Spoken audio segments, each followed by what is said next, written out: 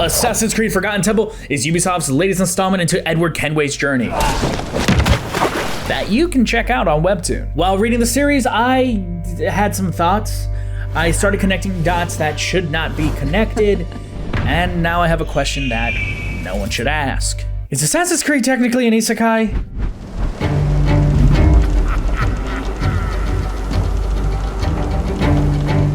Assassin's Creed Forgotten Temple is written in a way where you don't have to know the series if you're just gonna jump right into it. They give you all the info you need in the first few chapters, but let me give you some nuggets so you're not asking questions like, what is the Brotherhood? Who are the Templars? What does salmon have to relate to any of this? I promise it makes sense.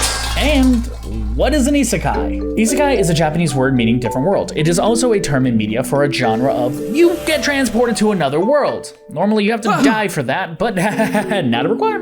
Look at The Greatest Estate Developer and Divorcing My Tyrant Husband. How the main characters wake up in a new body in a new world, and now they're forced to live out the life in this world. So now you're wondering, what is Assassin's Creed? It revolves around the Brotherhood who pledge their lives to protect the world through any means.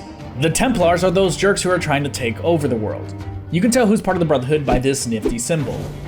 The Brotherhood consists of parkour masters, people who wear hoods to obscure their identity, as well as martial arts masters who carry these secret little blades in their wrists so they can secretly people. They put their lives on the lines to fight history's greatest villains, the Templars, an evil organization that has built wealth and power through murder, conquering countries, and kidnapping people to shove them in the Artemis to find pieces of Eden. It's a historical action series that spans all of human history, from the dawn of civilization, the Renaissance, to the high seas where pirates reign supreme. If you ever read Teenage Mercenary, Hector Pascal, or Lookism, you're going to love and be familiar with this kind of action. All the action scenes are intense, have this beautiful flow, and seem to do the impossible as they take down massive groups by themselves. At times the MCs may seem like superhuman, but actually they're not.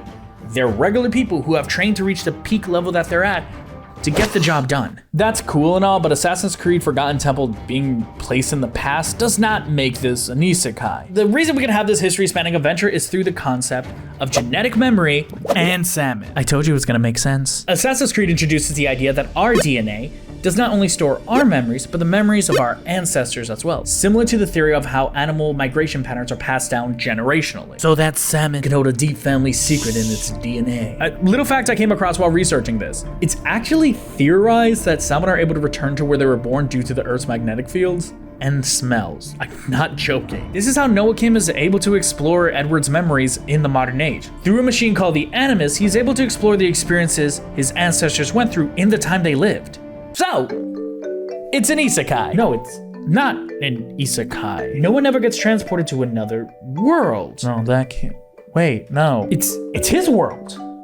In the past. A computer-generated past, but still. Just because he gets transported doesn't make it an isekai. I was wrong. It's not an isekai. It's a time isekai. You may know the specific genre under a different name like reincarnation isekai or time travel stories in general. Look at Mythic Item Obtained and Doombreaker.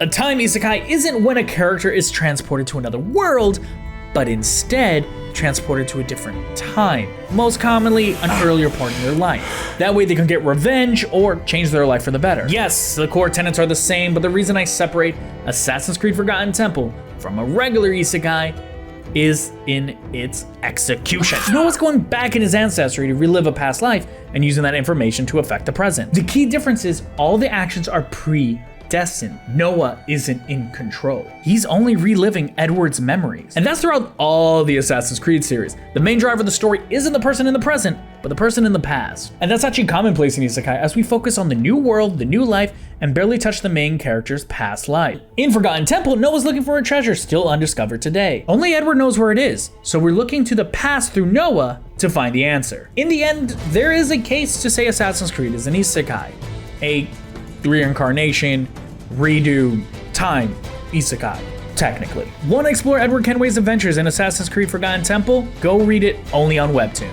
Actually, the art is gorgeous in this series, and there actually is a special reason for that. If you look at the Webtoon page and go to like see who does the art, you're gonna be like, wow. Especially if you like action like series, and you're gonna be like, whoa, I did not know these people were the ones working on it.